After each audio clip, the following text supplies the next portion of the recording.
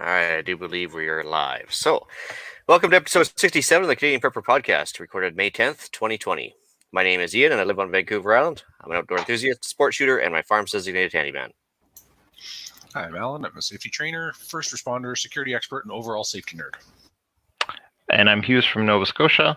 I'm a Canadian Armed Forces veteran, volunteer firefighter, and current station chief. I'm also a volunteer search and rescue technician and a prepper. I've been preaching and living the prepper lifestyle to varying degrees for the last 6 years or so, and this has been born out of the necessity for the short and long-term survival of my young family, which includes 3 children. I'm Colin. I'm from Pembroke, Ontario. I'm a 21-year veteran of the Canadian Forces. I'm also a field officer for the CCFR, and I like to take new shooters to the range.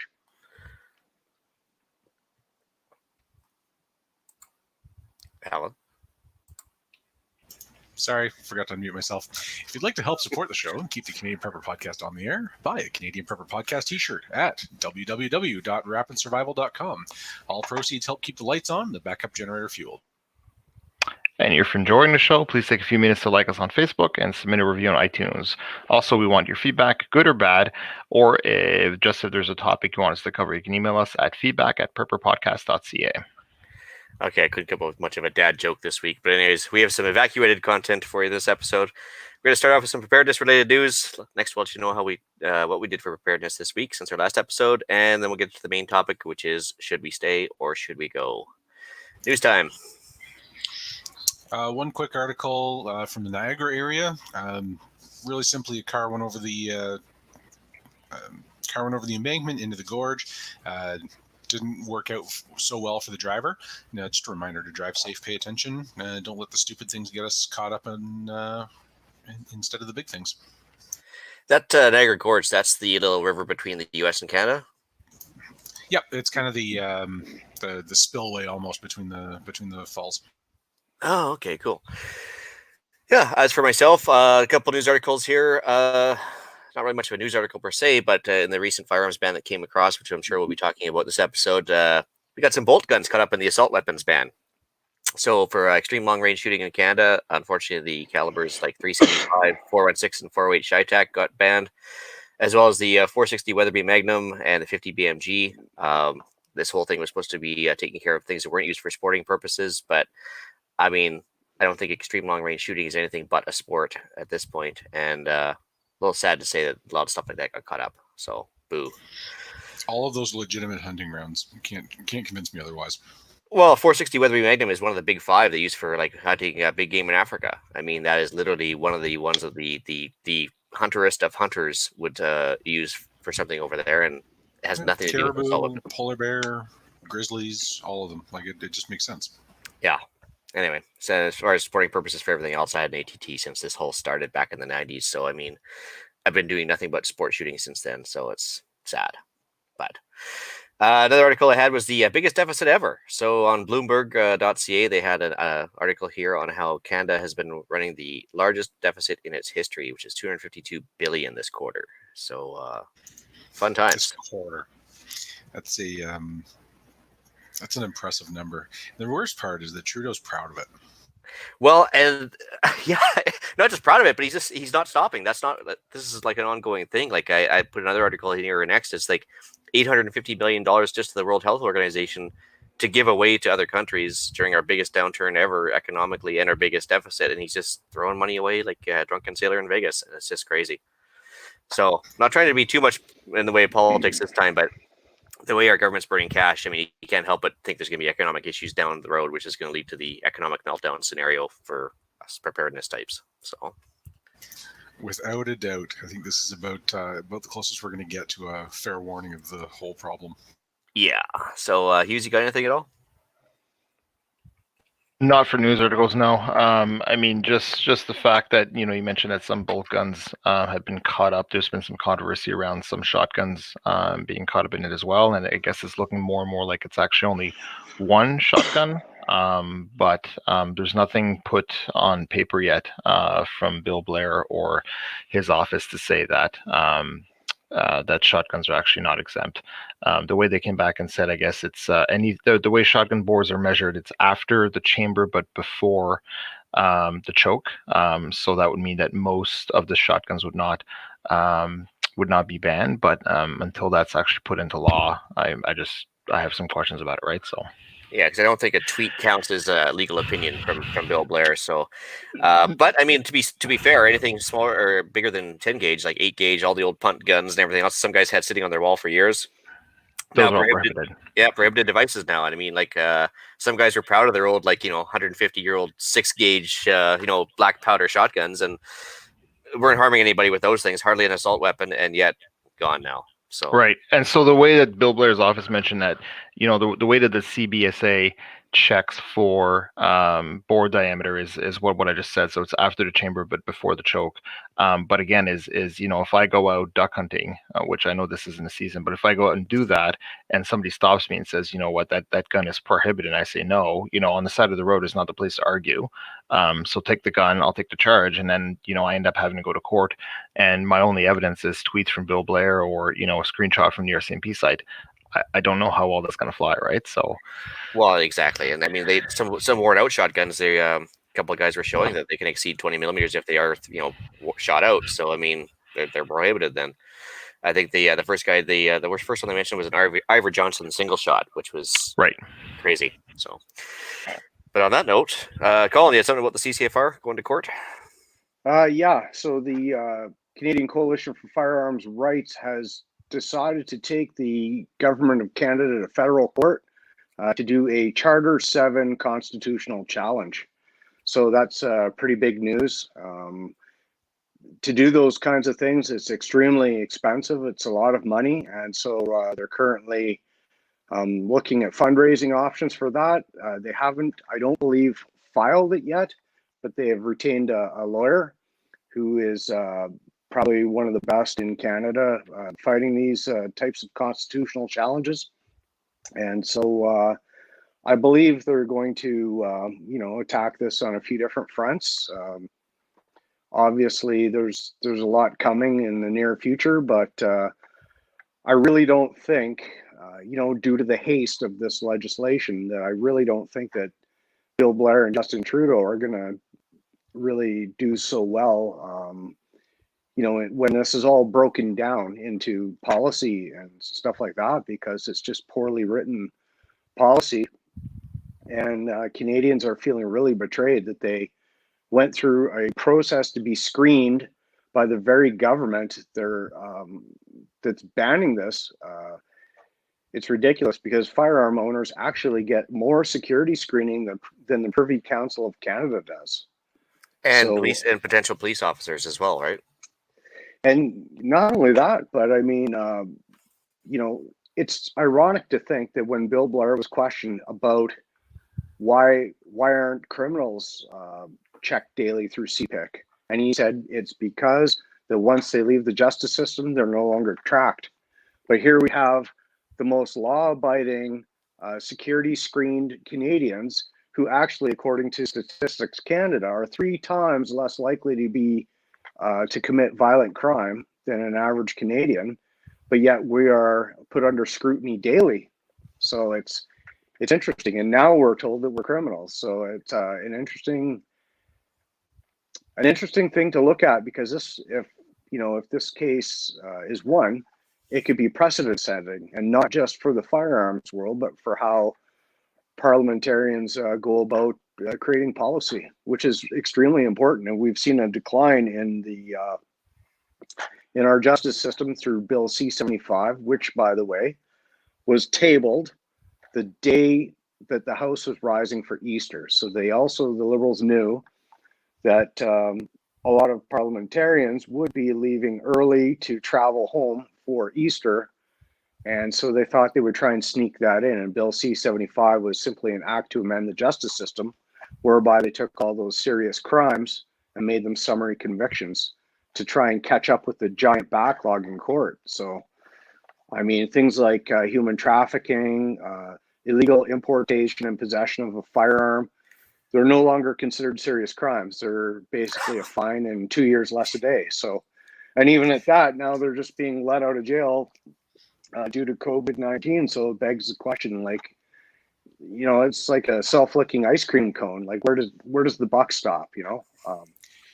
But anyway, it's really important for the CCFR to do this challenge, and there's lots of the other gun organizations have, it's very important that they're all doing what they can to try and fight this. A lot of people think that all the gun orgs should come together and be one giant mighty force, but I have to say, that would probably be the worst mistake ever, because each one of them provides something, and they give a different angle to the gun world, and they represent gun owners in different ways.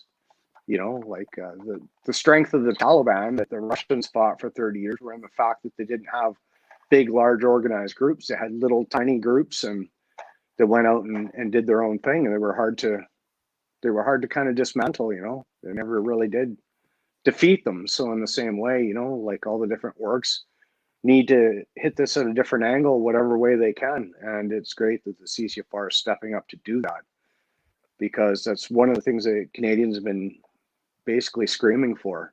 And it gives gun owners hope, Well, I totally agree. Alan, you said something there?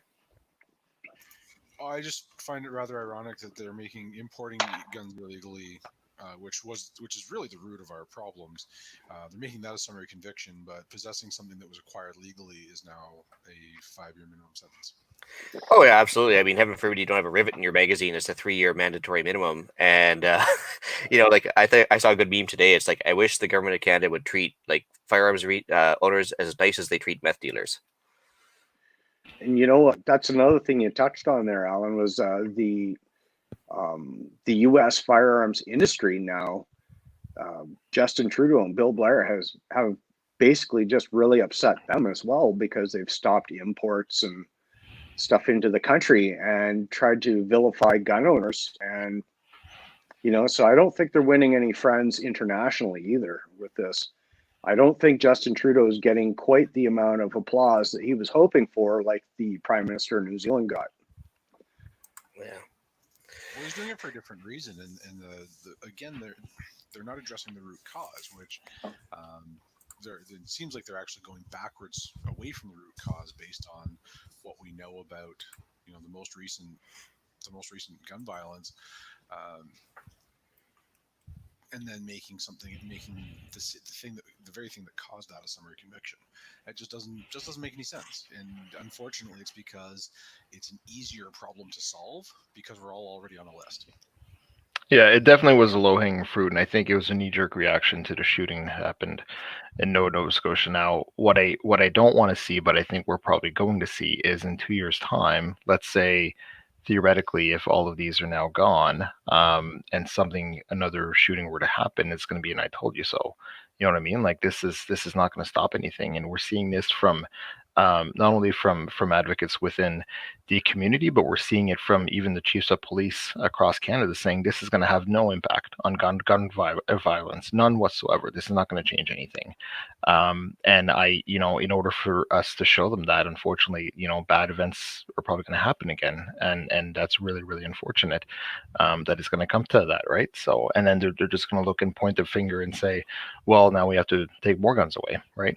So. They point to the failure of the previous legislation to justify more, right? Yeah, exactly. Fun times, to say the least. Well, should we move on to what we've done lately for preps? Yeah, so for myself, I've done some small engine maintenance on generators, tractors, mower, tiller, and so on. So that's all done for the year now. And then also, funny, we are talking about this tonight, but the bug out bins were checked and repacked. So unlike the get home bag and the bug out bag, which I do twice a year at least, the bug out bins I do once a year. So basically, I just have a checklist. I just go through them to make sure that everything is still there, everything's still in good condition, make sure that anything that needs to be replenished, like batteries and all that kind of stuff, are still okay. So did that over the weekend. Took me about 2 hours or so, and that's what I did for this week. Sorry. Right on. As for myself, I tweaked the water collection system on the hay shed. So I had a eaves trough feeding into a big water tub, and unfortunately, during the course of winter, I don't know what happened, but maybe with the freezing and thawing we had, it basically split right where it was joining the downspout. And so I was losing about half of the rain coming off the roof to the ground, and the other half was going to the tub. And to make matters worse, with the extreme like pollen season we just had with all the cedar pollen and everything else flying around, I actually had about at least an inch of cedar pollen in the eaves trough, and it was actually like starting to like to rip it off the wall. So it was falling apart. After 1 year, it was falling apart. It was pretty crazy. So I had to clean that all out, put it back together, kind of put some silicone caulking on it, and everything else, and yeah, collection efficiency has been increased on that one. Ranges are still reopened again, so I took the wife to the range after the announcement from Trudeau. She decided she'd just stick it to the man by taking her not for sporting purposes sporting guns out that were still legal, and so we did some pistol shooting, had some good fun. Came away from there with more brass than we got there with, so that was good.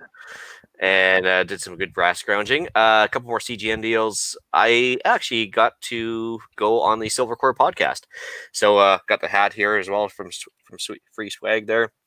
So I was coming to work anyway, and so I was in the local area, and Travis from the Silvercore podcast arranged a socially distant, appropriate podcast setup. He's got a great studio, but we were about 8 feet apart, which was fantastic. And it was great. So it was a good setup he had, and that was a fun one to do. It was the first time I've ever done a podcast that wasn't live per se in a real studio, so that was kind of neat. Yeah, I had to go to work, so too good for us now. yeah, so they hit the big time. That's it. Had to go to work, unfortunately. That sucks, but yeah, you got to pay the bills. So here I am back at work, and I got the greatest compliment ever from my daughter this week. She asked me why we need to keep bugging in because really life hasn't changed and it looks like everything's normal to her. So I was like, I guess I've done my job because she hasn't seen too much hardship lately. So, anyways, that's pretty much all I did for preps this week. I was just going to mention, Ian, for the e-straw, what I did is I found a new use for the drone. So instead of going to with a ladder on top of my roof to check all that kind of stuff, I actually used the drone to go up and then just do a flyover to see how bad everything was. And it gave me an idea of which ones I actually had to fix. So that is that is an awesome idea. Like I first of all wish I had a drone, but second of all, I really need to get even a small little tiny battery powered one just for stuff exactly like that. That is a fantastic idea. I can just justify that to the wife now. That's perfect. Yeah, and I mean, a Mavic Mini is like, I think they're running like, if you get the Fly More, I think it's like $500 and you get like 3 batteries, but even like the standard one gives you like about half an hour's flying time. And I mean, you're limited to 400 feet in altitude, but that's actually quite high. If you're flying 400 feet over your house, you can actually see quite a bit of an area. But I was using it to do inspections on homes because I have a friend of mine that does home inspections. He's like, I don't go on roofs anymore. I just use a drone. I do a fly around, and then I sit down on my computer and I could take a look and see like the shape of everything. I'm like, shit. So I brought the drone out, and sure enough, it took me like 5-10 minutes, and I inspected the whole roof. So. Oh wow! And so like contractors doing that now too for estimating purposes. They're just flying a drone around the property and off they go. Yeah. Huh. No, it's interesting. Just Alan, just turn up your volume just one notch there. But yeah, no, it's good. So like, do you actually get live video off that, or is that? You do, yeah. So the one I have is the Mavic Mini. So you have a remote control, and then your phone actually sits below it, and your phone has a live view of what the drone sees. And the drone is supposed to have like a 2-kilometer range, but you're supposed to fly it within line of sight anyway. So you need to be able to see the drone at all times. And if you get the Mavic Mini in Canada, because it's under 250 grams, it's actually 249 grams. You don't need any licensing. You don't need any permits or all that kind of stuff. So you just have to fly it safely, and I mean, if you fly it around your house, then you're fine. Perfect. I was going to ask you about that because the whole licensing thing now. So, right. So there's 2 types of licenses. There's I think there's the beginner and advanced. But if your drone is less than 250 grams, which they made this one to be 249 grams to fly under the legislation, so to speak, you don't need any of that. As long as you fly it safely and you don't fly it into people, you're fine. So, cool. Yeah. Alan? Nothing exciting. We're restocking the pantry. We depleted some stores a little bit over the last few weeks, and some general house things, and getting ready to hopefully build our actual raised beds if and when the snow finally stops around here. So that's my big excitement for the week. Yeah, I was actually in Toronto yesterday, and I couldn't believe we were actually driving through blizzards. Gross. Yep, I was out yesterday morning, and yeah, it was definitely the snow squall weather. That was fantastic. Yeah, it's just shocking at this time of year. But Colin, what do you got? Anything up to? Actually, I'm getting to the point now where I get up at 5 in the morning and I'm running until I pass out at 9:30 at night, because I've started a whole bunch of seeds and it becomes like a bit of a snowball effect. You roll the snowball down the hill and it gets bigger as it goes. Yeah. So I transplanted some yellow beans, which are now about 2 feet tall. They're in the house still, and tomatoes. I cleaned out some eaves troughs, set up my rain barrel. I got that sorted out. And the garden, I've been slowly working at that. I finally got rid of all the stumps out of that flower bed. There was only 4 giant stumps in there, but I got them all gone. And cleaning up a lot of blind spots around the house, a lot of pruning, leaf raking. I did a dump run. I'm adding extra security cameras to the property. There's a lot of kids at home right now, and they have nothing better to do than terrorize the neighborhood. So I like to have a few extra cameras up just to, keep everyone honest. And see what else. Some pickling, more cooking. A couple supply runs getting ready for canning season. So I sourced a lot of jars for canning. My pressure canner came in the mail as well, so I had to go down to Giant Tiger and pick that up. Nice. What model did you get there? I got the I think it's called the Presto 23 quart, and it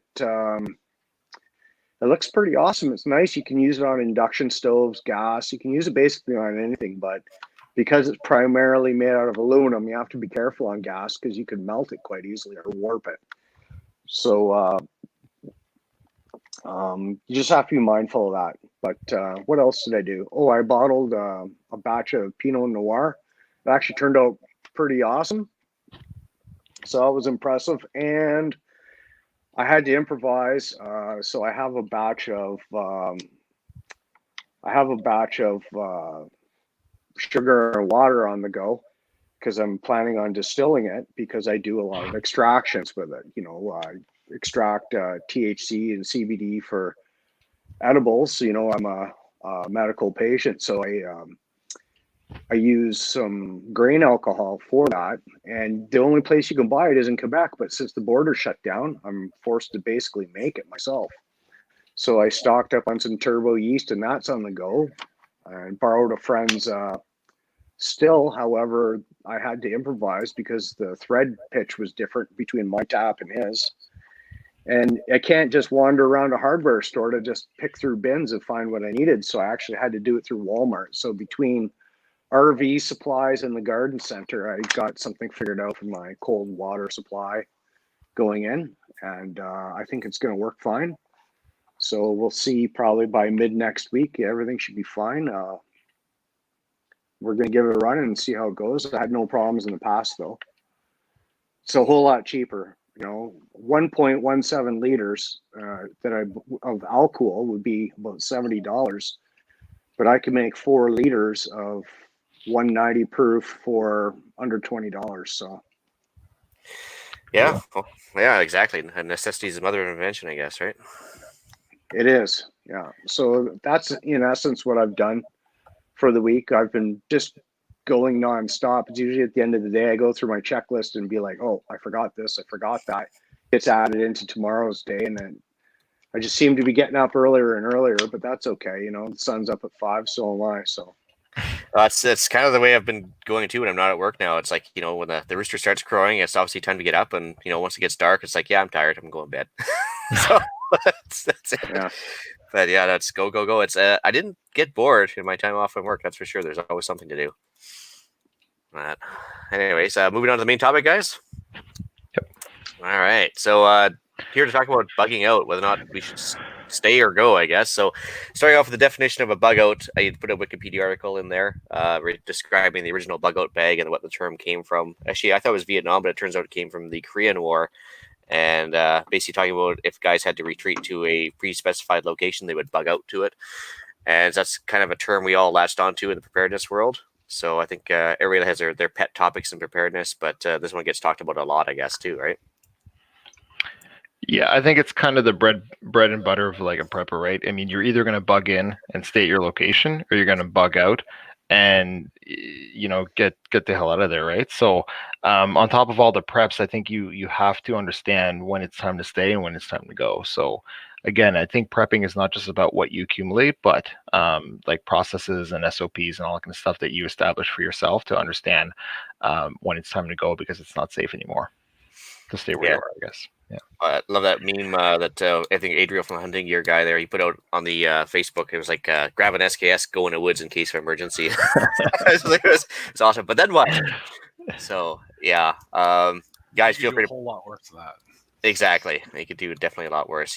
Yeah, guys hop in for sure. I'll just start blabbing here. But so yeah, I guess we're deciding if we stay or go. If you do go, a couple things to think about is like, all your gear that you've stored up, like Hugues mentioned, your tools, everything that you've got at home, you have to pretty much leave behind because you can't carry it all, even in a vehicle or whatever. So it's something you really have to think hard about and long about.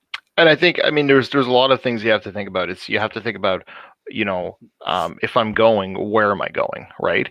And what are the routes that are available to me that are still open to get there? What vehicle am I going to take? Like we have 2 vehicles here in my family. I'd rather not split us up between 2 vehicles. I'd rather take 1 vehicle. So it's kind of these things, and then also, I once had in my mind that. So basically, I'll just kind of step back. I've got a truck and a 6x12 enclosed trailer that I use to kind of pack everything in and then go. So I thought to myself, you know what? How long is it going to take to pack my family and that trailer with everything I need? I thought maybe 20 minutes, maybe 25 minutes. It's like 2 hours. So realistically, if you want to pack an ATV, bins, fuel, food, kids, bug out bags, entertainment for the kids because it's gonna be a long car ride. Like you have to think about this stuff, right? And it's not gonna take you 25 minutes. It takes me 10 minutes to hook up a trailer on the best days, right? So understanding this, you have to say, if I'm gonna bug out and I have to leave where I am, I have to make the decisions not with 5 minutes before I have to go, but like 2 hours before I have to go. You have to make that call. And then if not, you have to be ready. You have to have the trailer pack. You have to have it hooked up to the truck and all that kind of stuff. So these are things that you have to take into consideration. You're not going to know that until you actually run through an exercise of how long does it take to pack the vehicle, how long does it take to pack the trailer, and all that kind of stuff. So these are things that you really have to consider, not just when is a good time to go, but where am I going, what am I taking, and how long is it going to take to pack everything. Well, there's a big difference between bugging out to a hotel room because your house burned down, or bugging out to the woods because the Russians just invaded or something. Like there's a whole bunch of scenarios you can run through your head, right? Right, and maybe bugging out to a hotel room because your house is burned down. I mean, there's not going to be much left for me to take. But, and also if you think about, when's a good time to bug out? It's like, obviously everything's here, so my preference is to bug in. But if I'm mandated, if it's a government mandated police enforced evacuation of an area, I'm not going to have a choice. And sometimes they come to your door and they give you half an hour to pack, right? So then you have to prioritize. What am I going to pack in the next half hour? So what I had done is I made a list of everything that needs to go in the trailer. If I have all the time in the world, here's a list of everything I need to pack. And then I kind of prioritize them, kind of like a DEFCON thing, DEFCON 1, 2, 3, 4. If I'm given half an hour, this is what I'm going to pack. If I'm given an hour, this is what I'm going to pack. If I'm given 2 days, this is what I'm going to pack. So that gives you an idea that within a half hour, I'll be able to get everything I need to survive for like 2 weeks or 3 weeks. If I have 2 days to pack, I can have everything I need to survive for weeks or more, right? Mm-hmm. As I was going to say for go ahead, Colin. Well, I'm just thinking about times I actually did have to bug out. I mean, serving in the military, I remember my first real big experience with that was with the DART team, the Disaster Assistance Response Team. We had been out shooting for the day, and we were at the weapons vault turning in our rifles. And we were told that Winnipeg was under a giant flood and that we were on 24 hours notice to move. By the time I went and turned my rifle in and came back outside, it was go home, get your kit, meet us back here in 2 hours, and we don't know when we will be back. So I went home and I already had my bug out kit packed for work, but knowing that I was going to a flood, I wanted to bring extra stuff. So I was throwing stuff in a barrack box. And my wife at the time came downstairs, said, oh, what are you doing?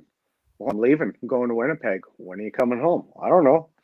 So it was different. I just kind of threw anything that would fit in there, and then it basically had to sit on my barrack box to get it closed because I didn't know what I was facing. So it really depends on the scenario, but typically speaking, I would tend to say that you stay where you're at because everything you have is here. I mean, even the convenience of a bathroom, having a shower, running 100%. water, Yeah. a stove to cook on. And if that fails, you got maybe your barbecue you could cook on outside, or if that fails, some people have a wood stove inside. These are all things that may or may not be available to you elsewhere. And also, when you do leave, how many of you have the presence of mind to double check things before you leave? I know that when I'm under stress, I forget things. Like on a normal day without any stress, I have a hard time finding my keys, wallet, and glasses just to get out the door to go to the store to buy a few supplies, So being prepared, having a list, like Hugues was saying, is essential. Yeah. I'm seeing two questions here on Facebook. One from Blake and Tia. It says, what do you do if you can't get to your bug out location? You've already left your house. That's a really, really important thing that you've got to think about. So obviously, the prepper rule of, 1 is none and 2 is 1. If you can have multiple locations you can bug out to, whether that's, a cottage, a friend's property, 100 miles away, could be a campground, could be, just an area in the woods that you go hunting that you're familiar with, have different options available to you. And if the location you're going to is not available, pull over somewhere safe, stop, reassess the situation, and make a determination as to where you're going to head next. That was a really good question, and I think it's worth noting that in the world of preparedness, having multiple areas you can bug out to is important. So relying on one bug out local location is you're preparing yourself to fail, because if that place is not available to you and you've left your primary residence, it's not going to be fun, because then you're going to be stuck in limbo between two properties that you can't access, right? Well, not even if it's not available. What if it's just not accessible? Like a bridge is out, or a car accident, highway's blocked, whatever, and time's critical. Yeah, you might have to go to an alternate one. That also lends to the point of having your get home bag give you some flexibility, right? So if your get home bag only gets you 50 miles because that's your only focus, then you're doing yourself a disservice, because what happens, just like in the question, right? If you can't get home, if you can't get to your primary destination, you've got to get somewhere else. Does your car and your bag allow for that? So it's ideally you want to go home and get all your stuff, but if you can't, then change directions and change your plan. And I see another question here from Philip that says, a big thank you. People forget when it comes time to bugging out when it comes to bugging out is when. So set benchmark when it's go time, and be very cautious about second guessing your decision in a calm time. And that's a really important point as well. Just like I mentioned earlier, to me, that go time is based on the sheet that I have. So again, like, DEFCON 1, 2, 3, 4, if I'm given half an hour, so I know that at the half hour mark, I've only got enough time to pack this much, and then I've got to go, right? Sometimes you'll be given, if it's a flood, you're probably going to know, a day or two in advance that you're probably going to have to leave. If it's a forest fire, you may only get 20 minutes, right? And you're probably not going to come back to your house, because if the forest fire comes through your property, it's probably going to burn your house to the ground, right? So at that point, it's looking at your list, and it's maybe more so of, what can I grab that has some sentimental value as well. So make sure that those things are included, because if you're never going to come back to this property, because if it's a forest fire, things on the list that don't seem to be of a preparedness mindset, like family albums, family heirlooms and keepsakes, and all that stuff. Those are just as important in some situations. Obviously, if you know that it's a natural disaster, you're going to have to flee your home. You're not going to be able to come back to it, probably. Chances are, because the house is going to burn to the ground. But there's going to be help available for you, because it's not going to be a province-wide or statewide or like a national disaster. So those are the things you have to take into consideration, as well as what type of issue or event is forcing me out of my home, and make the decisions around what you need to take. Does that make sense? Yeah, because everything else is replaceable, except for like the birth certificates, the heirlooms, everything else, the pictures, like the hard pictures, not the digital ones. Right.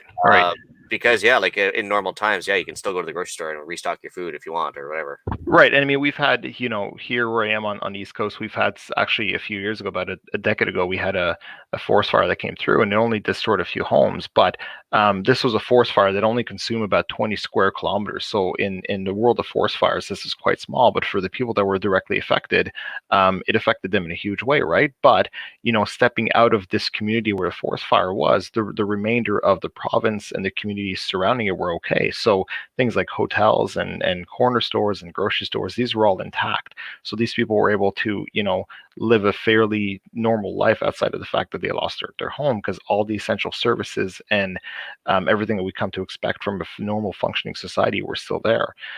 This was not like, a province-wide or statewide forest fire that wiped out 1 million homes, right? Yeah, for sure. Interesting. I was thinking Sean Hampton mentioned that they're going to bug it until people start eating the zoo animals. Probably not a bad idea, because they're going to probably start eating humans next if they're out of food, I suppose. But yeah, no, it's again, it's a funny example, but it's still, yeah, if you've set your benchmark, that's the time to leave. That's the time to Well, leave. talking about that, I think there was a zoo in Europe recently that were saying, because of the pandemic, that they basically didn't have the money to buy food for their animals. So they were basically preparing a list of which animals they were going to call first to feed to the other animals to get through the pandemic. And, it's not something a zoo would want to ever do, obviously, but, they have to do it to survive, I guess. So I guess the most replaceable first. But yeah, no, I mean, look, down in Venezuela, that's what they've been doing, because they've had break-ins with the zoos because people are starving because they can't get fresh meat. So they're cleaning out the zoos at night, of course. But yeah, so I mean, for me, for bugging out. Sorry, go ahead, Alan. One elephant feeds a lot of people. Yeah.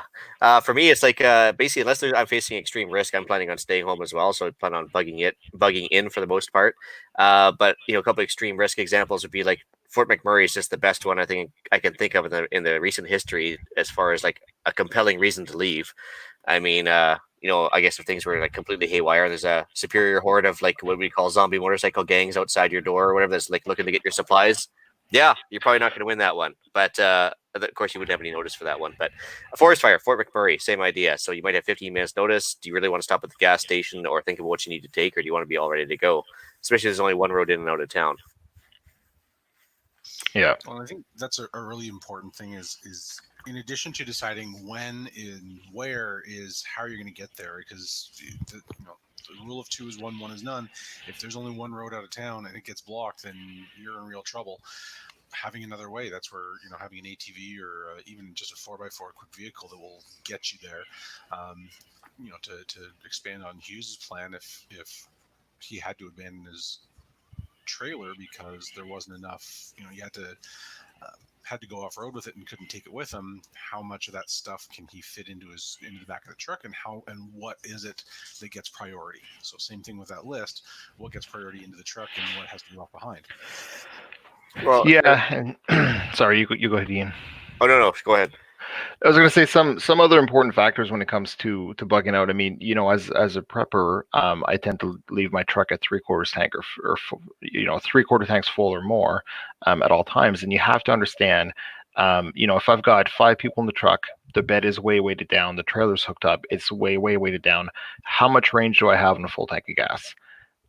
Because if you think about the bug out locations that you have, how far away are they, and can you get there on a single tank of gas? If you can't, you either have to bring more fuel, because you can't rely on gas stations being open.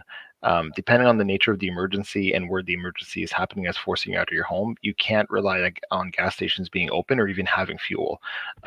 We've seen disasters, like localized disasters here, like hurricanes, wipe out fuel stations of fuel for days.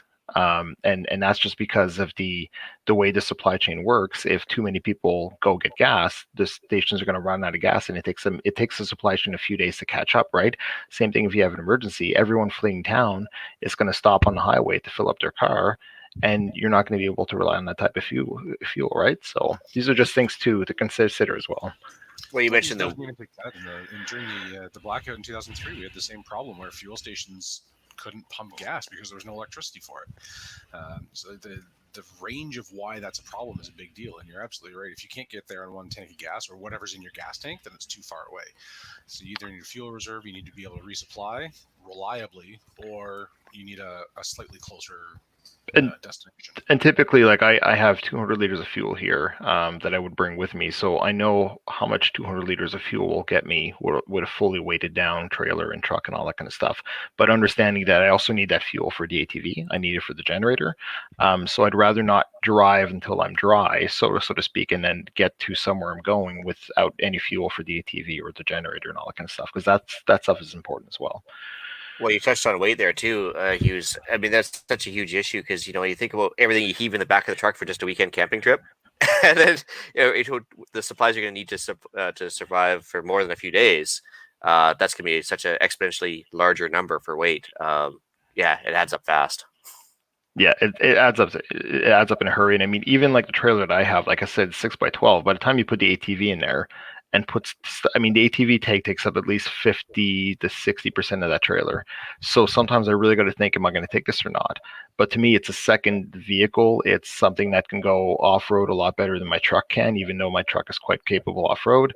I've got a 2-inch hitch on the ATV that can move its own trailer. So if I needed to, I can unhook the trailer from the truck and have the ATV move the trailer, probably empty. But if I needed to get the trailer in a really tight spot, I would use the ATV instead of the truck. So just thinking about those things. And again, if I couldn't bring the ATV, so be it. It would just be a nice tool to have, right? So. Yeah. Well, I think Colin touched on it. I just didn't have time to get back to it there, but like the shelter in the long term is an issue as well, because you mentioned, camping out of the house, which is a good idea, because I mean, if you're bugging out to some wilderness area and fall's approaching, winter's approaching or whatever, I think I'd rather be in a house that has like 4 inches of insulation in the walls versus like a tent. You know what I mean? It's no different than a plane crash. You're better off to stay where if you're a survivor. And I met our old CO of 3RCR there. He survived a plane crash in the Arctic, and he probably wouldn't have fared out too well if he left the aircraft. I mean, you have to use what's available to you to get by, Well, hopefully there's a lot of fuel in the wings. well, as long as it's not on fire, right? Right. But yeah, no, that's actually number one rule with plane crashes. I guess the cat's out of the bag. I was talking to Travis on the Silver Core podcast, so of course I used to fly up in the Arctic back in the day, and that was number one rule. Yeah, stay with the airplane because they're going to find you faster with the emergency locator transmitter. You've usually got survival gear, you've got the fuel, you've got shelter from the wind, and that's huge, right? So yeah, don't leave the airplane. But that's certainly one thing. But yeah, so between the shelter with the camping in the house and everything else, think about even if you do bug out to a hotel, then you've got to worry about hotel costs. If you're like crashing at somebody's house, do you have to barter some goods in exchange for the shelter, or like you have some sort of a debt incurred there? Obviously, much better off to be a little more self-reliant than being dependent on other people for your situation. So that's why I'm kind of leaning more towards a bugging in case of extreme, unless there's an extreme event. But yeah, and also think about, what are the possible reasons that you would be forced to bug out? I mean, if there's something like a natural disaster, like a forest fire, a flood, these are things you're probably going to have to leave your home. A hurricane, typically you tell people to shelter in place if it's a small enough hurricane. If it's too big, then that's the thing. If it's a big hurricane, which we typically don't get in Canada, but folks in the southern U.S. and on the eastern seaboard are typically used to these, where they basically have to evacuate entire states. And then you have states like Florida that have 30 million people or 20 million people that have to evacuate to neighboring states. That's going to fill up all the hotels and all that kind of stuff, right? So think about the reasons that you may have to bug out of your area. Think about what's happened in the last 20 years in your area, whether it be tornadoes or forest fires, flooding, natural disasters, anything of that sort, and just understand what your possible exit routes could be and where you could possibly go based on the amount of fuel that you can carry. Because again, if I only have a 500-kilometer range with my truck, but my cottage is 700 kilometers away, that's really no good unless I plan to carry an extra amount of fuel to get me that extra 200 kilometers to get safely to the cottage. Yeah, in essence, you're becoming a refugee by choosing to bug out, right? Right. Because most of your preps are being left at home, so it's leveling the playing field, and you're just as in a shitty situation as everybody else. Basically, it's not a good thing to do. One thing I just want to touch on too is the stress. If if you tell your family that you've got 15 minutes to grab your teddy bear, your overnight bag, a couple pairs of underwear, and leave, it causes a lot of stress to a lot of people, right? And especially if they don't know where they're going or they don't know what's going on or whatever. You're just telling them to pack, don't ask questions. Right. You got to think about the stress that you're inducing on a lot of people there. And in a case like that, I mean, you'd want to, I know I want to tell my spouse, just make sure you get the kids and get what you need for the kids and get them in the vehicle. I'll handle everything else, right? Just make sure you get the kids, get some form of entertainment, get snacks, get whatever you think you're going to need for the next few hours and the next day or two at least. Get that done, get them in the truck, and I'll take care of everything else. Because at that point, it's going to be a lot of stress on your spouse and your kids that you're trying to limit that as well, because the better off they are, the better off you're going to be as well. Well, I guess pre-briefing on that. Go ahead, go. I was going to say, I try and keep everything like a holographic image. You could cut that film slide any which way and shine a light through it and you still get the same image. It's just, like I have the same stuff in my truck that I have in my house that I have in, let's say, a bag. It's just they're different varying degrees of the same thing. There's food in the truck. There's, shelter in the truck. There's a way to cook in the truck, but there's also that stuff here. So, that leaves you a quicker option. If you have to leave in a hurry, you could just go. And at least you have something to get you started. It's a start, right? Mm-hmm. We talked about using vehicles too, but a lot of guys, have the fantasy about bugging out on foot with their SKS into the woods. It's like talk about weight constraints. That's going to be huge, right? Unless you've got titanium everything as far as camping gear goes, and forget about bringing a firearm or anything else. That's pretty extreme camping you're going to be doing. But think about how quickly you can move through the woods, like thick, dense brush like we have here on the East Coast. I don't know what it's like on the West Coast, but like trying to navigate through that, you may be making headway of maybe 3 kilometers an hour tops. I mean, maybe you're running for the first half hour, but you're going to exhaust yourself in a hurry, and you're not going to cover a lot of ground at all. So. No, depending on what you're trying. I mean, if you're trying to skip forest fire on foot, okay. Yeah. I don't know, man. Like, those things move like 20, 25 kilometers an hour in some places, right? Depending if it's uphill or downhill or what, right? So. Well, I've seen those mono wheelers that like you can drag behind you. They got one wheel and it's kind of like a pack that's on an angle and stuff. I mean, something like that would kind of increase the weight you could carry, but of course it's going to slow you down, which negates the benefit of being on foot. That's like a cross-country sled in the winter, or those things. I mean, they're possible, but again, I mean, my first option would be that very expensive truck that I pay for. I'm going to put it to work, and it's gonna earn its keep there. So, yeah. Last weekend, 2 weekends ago, I did a 25K hike with my get home bag. It was probably 35 pounds, and by the end of 25K with that bag on my back, and it was marked trails. Like I was on trails the entire time. I wasn't breaking bush.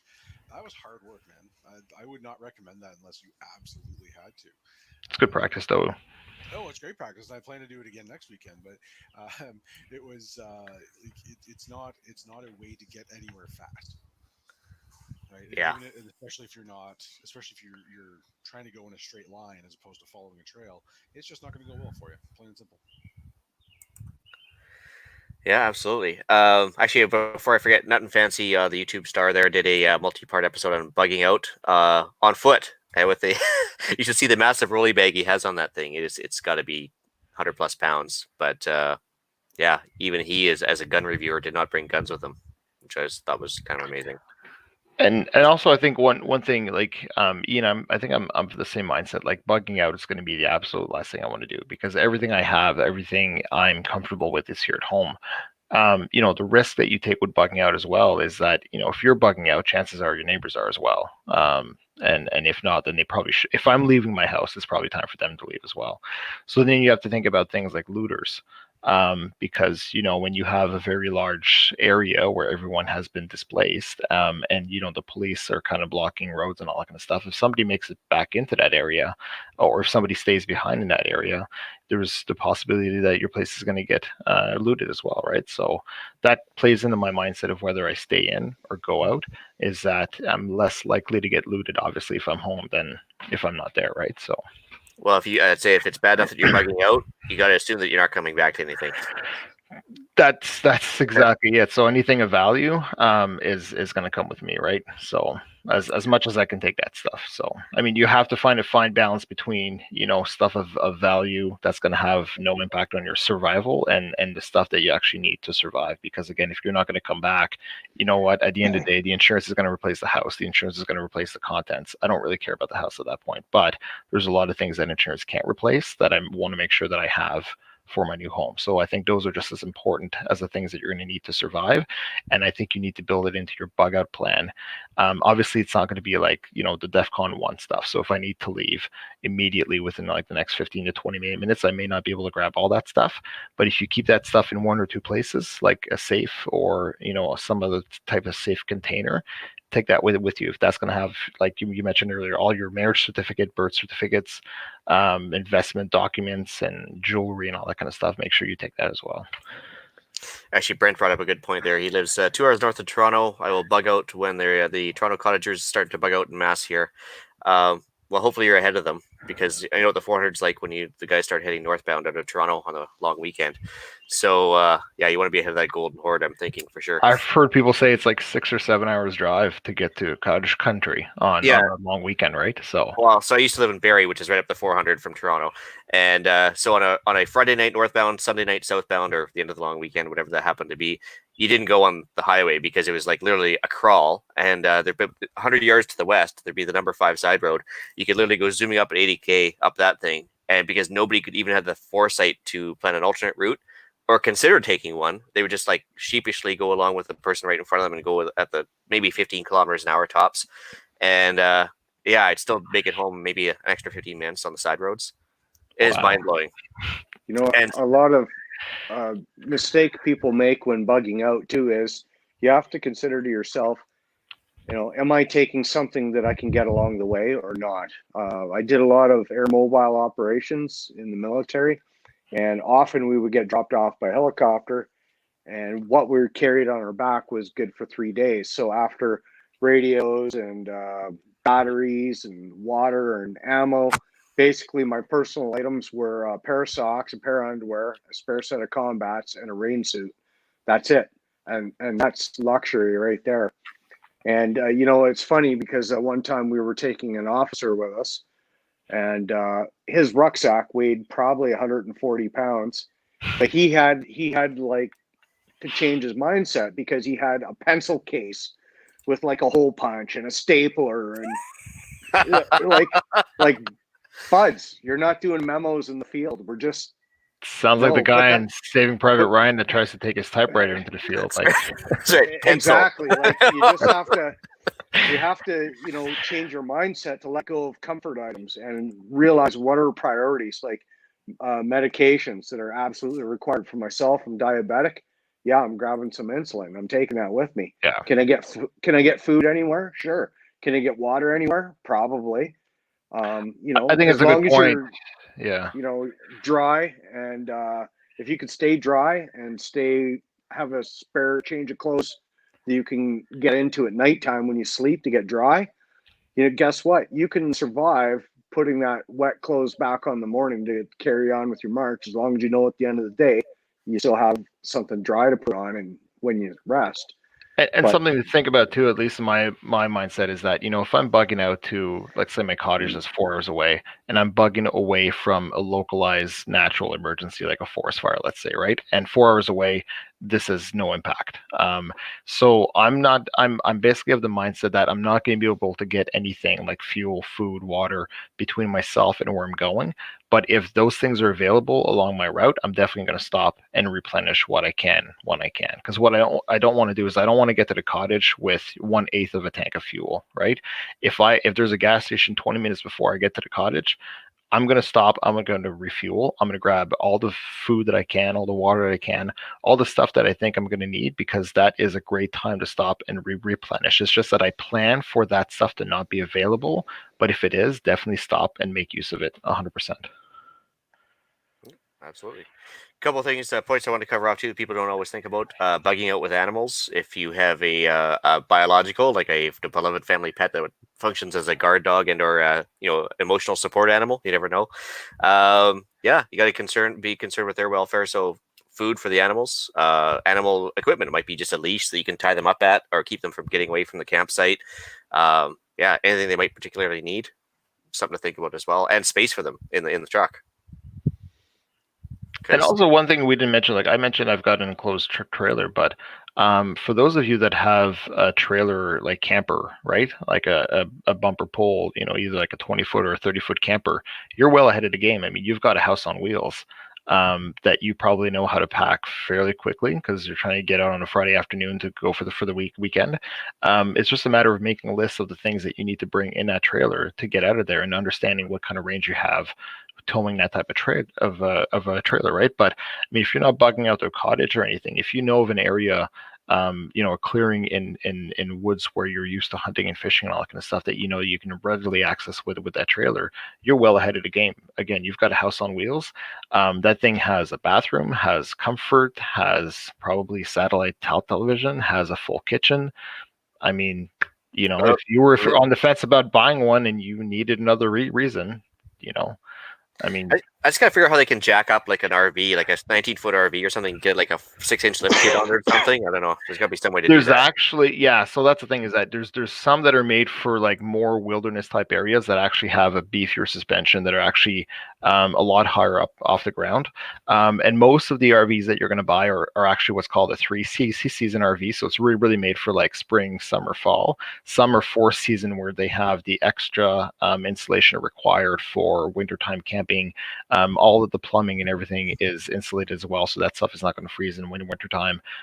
Yeah, there's the added expense of buying those, but I mean, if you look at when you could possibly be using it or whether you're going to need to use it in a bug out situation in the wintertime, that's an option there. Now, chances are it's going to be winterized during the wintertime, but you can unwinterize it fairly quickly, right? So.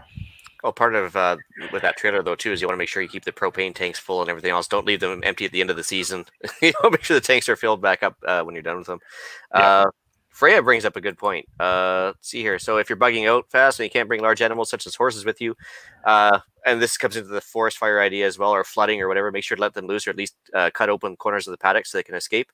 We have the same plan in place with our livestock, our alpacas right now. Because there's no way we're carrying them with us. They're kind of ornery at the best of times. So our plan is to just basically open up the gate to the crown land, let them move loose. There's plenty of food and water back there, and they can outrun pretty much anything. So trust me, there's only so many alpacas around. I'll get them back. Yeah. Somebody will see them or mistake them for a deer, one or two. Yeah, so I'm not too worried about that. But yeah, obviously you should have a plan in place for all your livestock, chickens, alpacas, whatever. Because at least the chickens, if they're outside of the run, they can at least run away from stuff too. So. If not fly. See here. She also mentions that keeping spray paint to spray your phone number on a horse can help them locate them later. Same thing. You can put a zip tie with a little note on it. You can do like spray paint. There's all sorts of ways to do it. Like in certain neighborhoods, everybody knows everybody else's animals. So if they don't have to go that far, it's pretty easy to round them up. Hopefully dogs have dog tags, everything else. It should be a good way to do it. Now, you don't microchip like alpacas and stuff like that, like you would dogs and so on, right? You can. Like a lot of livestock comes with an ear tag that has a GPS positioning tracker in it already. Really? Screw on your tinfoil hat there. Yeah, with a lot of livestock in BC, you can't let them off your property even to go to market unless they have a GPS tag in them. And because they want to know where the livestock's going. So yeah, and there's also another tag that actually has a slow release hormone too for certain animals for growth hormone. Yeah. I thought we couldn't use those in Canada. Well, it depends on what animal you're talking though too. So if it's a dairy cow, then you're not allowed to, right? No, I guess there's no hormones allowed in dairy products. So right, okay. Anyway, what else is we going to talk about here? So living off the land, that's another thing. So as they grab their SKS, they run off into the woods with just the shirt on their back and the SKS and 5 rounds. They figure they're going to live off the land. I hate to burst their bubble, but interesting factoid here with this current pandemic thing going on. There's a bunch of people that are out of work right now, and we've heard a lot of gunshots at night behind a house on the Crown land, and I don't think they were target shooting. So I've noticed a distinct decline in the amount of livestock floating around, wildlife floating around, like deer, and I haven't seen any bear in bear season, which is amazing. I was expecting to see lots by now. So I'm going to go on a limb and assume the area is already hunted out. And this is on a mild emergency. So you can imagine how fast things get hunted out in a major emergency. And you're in the lower mainland, right? So it's... Well, I'm on the island. Well, I'm currently on the lower mainland, but I live, of course, on the island. And, right, okay. But literally, there's 10 million acres of crown land behind me, or empty land anyway. And normally it's teeming with lots of stuff, but it's all disappeared. Wow. Yeah. And so, like, it's almost every night we've been hearing gunshots. And it's, yeah, like I said, it's at night. So anyway. It's not dusk, it's at night. What's that? It's not like right at dusk where it's like a questionable shot. Oh, no. It's like 11 p.m., 2 in the morning, that type of thing. So, yeah. Unless there's some really avid target shooters with IR scopes and... Well, that's like when we go deer hunting, and I mean, we follow the 30 minutes before dawn and 30 minutes after dusk type rules, all that kind of stuff. But I mean, we'll be sitting around a campfire at 11 o'clock at night and hear shots, and it's like, all right. Yeah. So just turns out criminals don't follow laws, or maybe some people have the right to hunt year round at night, so you never know. Anyway, home invaders. I talked about that briefly with the motorcycle gang hanging outside your house. I mean, how many people are really going to be ready to sit down and duke it out with people that want to take your stores? So there's something to consider there. The problem is I mean, you have to assume that there's more than one, right? Yeah. And it's only me. And I mean, I don't care if there's only 2 or 3 against me. It's an unfair fight. It's an unfair advantage. And the fact that I'm protecting a wife and 3 kids, that's not going to go over well, right? So I think deterrence and mitigation. And there's 10 next time, and then there's 20 the time after that. And no matter how many times you win, somebody else is going to come get you, right? If you're on the top, you're always being shot at. Well, right. Yeah. And then, I mean, it's a statistical game too, right? 50-50 chance you're going to take some damage on a firefight. How long do you want to play those odds, right? So I was going to say deterrence or maybe some sacrificial stores. Think of it. What was I going to say? Deterrence and I can't remember. But you mean like give them a crate of food to send them away, and then it's time to go after that? You know what I mean? Well, I was going to say deterrence and mitigation. That's what I was trying to say. Never hesitate to ask you when they're in need again. Sorry, was that on? You're really low.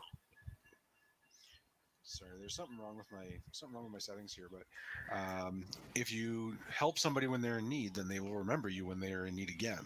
100%. And then you're still there, then they're going to come back for you again because they know you've got more. If you feed a cat once, you own that cat. So that's right. So I mean, there's something to consider, like caching the bulk of your supplies elsewhere. I mean, maybe hidden or just in difficult to reach places. The sacrificial stores idea, where you might have like a shelf full of like expired cans of beans, and if somebody breaks into your house and wants to take that, like, okay, yeah, you got me there. That's all I have. Yeah. That's a much better option, I think, than trying to duke it out and just say, hey, you just clean me out, you a-hole. That's it. I've had it. And as far as they're concerned, you've got nothing worth giving at that point, right? Of course, the deterrence is also an option. Like if you're going to make them work for it with having logs down across your driveway, or a bunch of passive structures to make it harder for them to get in the house. Maybe like I said, guard dogs, anything else. If they're going to try and take it, make it difficult. Every little thing you can do helps. I live where I live. There's an embankment, so there's only so much I can do because every year I feel like I'm losing ground. But this year, when I did all my tree pruning, it all went over the hill because I'm trying to rebuild soil and property there. But it also acts as a deterrent. Anyone coming up the hill has now a great big mess they have to navigate just to get on top of the hill. Every little thing you can do helps. Clearing out blind spots, adding cameras, motion lights, things like that to give you some early warning, That could be a whole other episode on its own. I mean, I know when we bought the house here, the homeowner that owned the house prior to us had some bushes put in that kind of surround the property, and they have it's like nature's barbed wire. Like they literally have like these 1-inch barbs on them. And at first I didn't like them because I'm like, oh, I'm going to have kids. I don't want them while walking in it. Then the more I thought about it, I was like, you know what? If it's a pain in the ass for me to go through, it's going to be a pain in the ass for anybody else to go through. So, and that's when these things were only about 12 inches off the ground. Now they're about six feet off the ground. What plant was that? I'll have to take a look at it. It's just basically like a bush, but it's got like these, it's 3/4 to 1 inch barbs on them. I think it might be hawthorn. I think. I'll look it up. I think it might be that. But anyways, I mean, it's uncomfortable to go through even with like big clothing. It's not. I mean, it's not going to stop somebody on a vehicle or anything like that, of course, right? But plant cedars on the inside, and then your kids can't get to them. Yeah, like or like hawthorn underneath your windows, like stuff like that, or like the big Himalayan blackberries we have. Like the spikes got to be this big; they go right through leather gloves and everything else. It's amazing stuff. Self-survivalist had actually a bunch of good points here. Bug until you're outnumbered. That's obviously, as we were saying there. Community is kind of important. So, most preppers will not have a community like they thought. He also mentions, yeah, it's true. I mean, you got to make sure you got some reliable people to help you on the thing. And like Hugues was saying there too, if you help somebody need that they think you have plenty, they might actually tell their friends. So that could be a problem too. If you decide to duke it out with people, of course, you're going to have break some noise discipline and attract some attention. So silence is golden. Well, you have to think too. I mean, you have to expect that others will have their own mutual aid groups, and obviously, if you're in a mutual aid group, you're going to do what's good for the group. And if you find a cache or a store of food or water or any the type of other preps, you're going to want that for your for your group, right? So, people are not always out for your best interest. And it's not always good to advertise what you do have, right? Especially for the people that are close to you or close to you in your community as well. The gray man syndrome, right? Absolutely. Last thing I just want to mention too is that the ability to self-produce your food diminishes if you bug out too. Like, I mean, you can't bug out somewhere, then plant seeds and expect to have food right away. Versus if you have, self-production of food on the go at your bug-in location, that you're much better off. So that's the only thing else I wanted to cover there. And you probably won't be well equipped to do food preservation either, right? So you got to think about that stuff as well. Canning gear is heavy. Yeah. Oh, you guys have anything else? Alan, do you got anything else? No, that's it for me. Nope, sorry, I think we've covered everything that I had. Just do a really thorough assessment of your area, like you said. Check your weather history for the last little bit. Check your, are you near a floodplain? Are you, is your area prone to forest fires? That said, sometimes you don't get a choice. I don't know, going back 12 years or so now. The town of Goderich, north of me here on Lake Huron, they had a tornado come through. They had 4 minutes of warning, and nobody had there was nowhere to go after that because every road in the town was blocked, and there's 2 highways coming in and out, and they were both covered for 2 days. So have plans for both bugging in and bugging out. Assess when you need to make that choice, and once you've made it, you're all in, you're all out. Either way.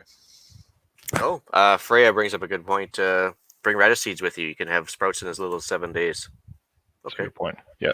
Or actually, I'm being serious here. Actually, like, consider maybe marijuana seeds because it's a barterable item and it grows fast, grows like a weed. I would think. I was thinking maybe it's worth bringing along. It's a bartering tool. Yeah. No. Exactly. It's got some street value, and it's I assume it's easy to grow. I don't know. I think Alan just mentioned something about, being in a floodplain. If you can help it so that you don't ever have to bug out because of floods, don't buy a house in a floodplain. Just do your research, right? Well, I was shocked. In I think it's Edmonton, I saw they built a bunch of houses in a 100-year floodplain. And I was like, it's called a floodplain for a reason, right? Like, and they're like, 1 in 100 chance, no big deal. Well, there's places even like, I think it's just outside of Fredericton in New Brunswick where they're in a floodplain, and the St. John River always, every single year, overflows its banks. And there's these people that have had their properties, their homes wiped out off the foundation, and they rebuild in the same exact spot. It's like, okay, if I were your insurance, I'd be like, that's it. Like, I'm not insuring you anymore. Like, every single hurricane season, you see that, right? People have gone, there are people on the news that have gone through 5 or 6 different hurricanes, and every time it wipes out their house, and every time they rebuild it right on the same place. But Manitoba does the same thing, right? The Red River floods every damn year, and every year they build houses again, right? The thing about a tornado is that, you have millions of square miles in the U.S. that can be hit by a tornado, and it's really a once in a lifetime thing for most people, right? For some people may not ever experience a tornado, thank God. God. But when it comes to a floodplain, like if it floods every year, come on, man, like Oh, the Red River too. It's once every 15 years it gets hits your particular area too. But the farmland is just so fertile and so valuable. Actually, it's incredibly valuable down there that I can see why they're rebuilding there too. But yeah, if you live in Tornado Alley, you kind of got to expect tornadoes. But yes, it's great to farm there, but just move your house further away from the water, and then it's less of an issue. Build it up higher, or build it on a berm. Like you've seen those memes where the guy has the house on top of a like a built up hill on the prairies where he's actually taken a bulldozer and piled up the dirt like an extra 20 feet, and they all thought he was nuts until you see the floodwater all around it. It's like, yeah, there's a lot to be said about that. I know a lot of houses in New Orleans after Katrina. A lot of those houses were rebuilt on stilts, right? You're taking 10 or 15 steps up, but your basement is now 10 feet above water, right? Your lowest level is now 10 feet above ground. So theoretically, your roof is not going to get wet. It's not going to get up to your rafters the next time. Well, yeah, when we had Ange on to talk about the hurricane thing down in New Orleans, and she was saying that I guess her house is on stilts as well. So anyway. If that's a threat, then if you build your house on stilts, then you won't be you won't necessarily have to leave, right? You might have to move from the lower level up to the upper level, but you won't have to leave your property. So. Ian, in the Facebook comments there, Brent had a question. What are your thoughts on having a general bug out area and not a specific location? I'd rather have a specific location I'm going to. Barring that, I mean, having a general idea of an area you're going to, if you're familiar with the area, especially if you're going to be basically camping or living out of a trailer, then I don't think it's that bad of an idea. But a lot of that is probably going to be private property, unless if it's crown land or whatnot that you can camp on. I would say it's probably not the greatest idea, just because you don't want to be looking for somewhere to go when you're already there, right? I guess. I don't know if you guys have thoughts on that, but. Well, yeah. So you think about you go hunting up and down the Crown Land, or the forestry roads here. You burn a lot of gas trying to find a decent spot to even stay the night. And I'd rather just waste a tank of gas going through there now, scouting the area, surveying with Google Maps the vehicle and everything else well ahead of time, because you've got to find an amount of gas. Probably not much resupply. I'd rather just go straight there and stop versus like wander around and maybe fight somebody over the spot because you're all looking for the best spot, right? Google Maps is actually, now that you mention that, it's really a great idea, because if you're going down the logging roads and there's going to be all these little roads that go off of it, and to your point, I mean, going down each road to see if there's anything down there, you're burning gas, you're burning time. Google Maps can actually give you an idea of whether that road leads to anything or if it's a dead end after like 100 feet, right? Now, it may not be a bad idea if it's a dead end after 100 feet, because that's a great place to camp, right? So yeah, these are really good ideas. I mean, if you have an area that you're familiar with that is mostly crown land, then it may not be that bad of an idea if you don't have somewhere specific to go, I guess. Colin, you were gonna say something? Yeah, last October when the CCFR decided we would do the liberal failure bus and drive across Canada, a lot of times our planning occurred while we were traveling or on the road. We were doing our link ups with politicians we might stop and talk to, or places we might go. A lot of it happened on the move, and there's a lot to be said with if you have an RV, Walmart parking lot or the back alley behind a gun shop. Those were all locations where we had stayed. Places that we could easily defend around, let's say, the RV from vandalism or public curiosity or things like that. Having just an idea of where you're going is a good plan, but being flexible enough to change the plan if required is important. When we were driving from Kenora down to through Portage La Prairie on our way to Wolverine Supplies, we hit a huge blizzard. I mean, 100-kilometer-an-hour winds. There were tow trucks in the ditch, and here I was driving a 32-foot RV that was a giant sailboat basically on the road. And we had to make that assessment when we stopped at a gas station, which wasn't open because of the weather. We had to do our own assessment. How much fuel did we have? How much propane to keep us warm? Stuff like that. It the conditions were bad. I wanted to stay in place and just stay there.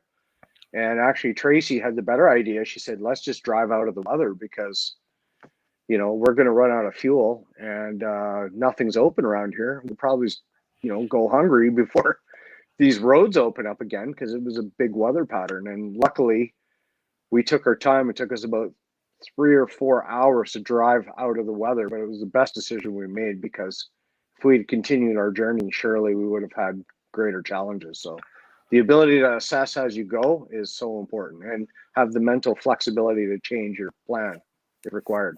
I think one important consideration as well, if you're going to be bugging out to an area and you're going to be camping essentially, part of your pre-planning that you want to do is look for areas that have like natural springs, brooks, rivers, anything where you can have a source of water, which is going to be really important. If it's on crown land, you can use the deadfall for campfires and for cooking food and all that kind of stuff. So these are important considerations that you're going to be able to quote unquote live off the land to some extent.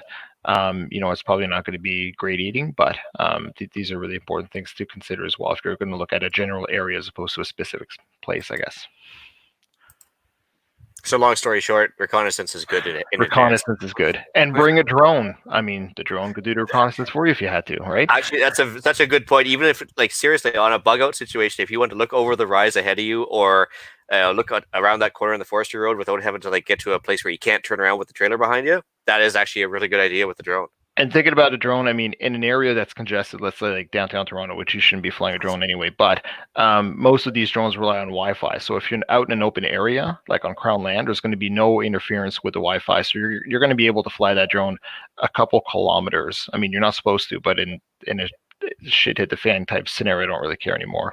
But yeah, you're going to be able to, go up pretty high in altitude. I mean, you can go, 1,200 feet, 1,500 feet up in altitude, have a really good vantage point on the whole area. To Ian's point, I mean, these things are super quiet. I mean, even when this thing is 400 feet in the air, I can't hear it anymore.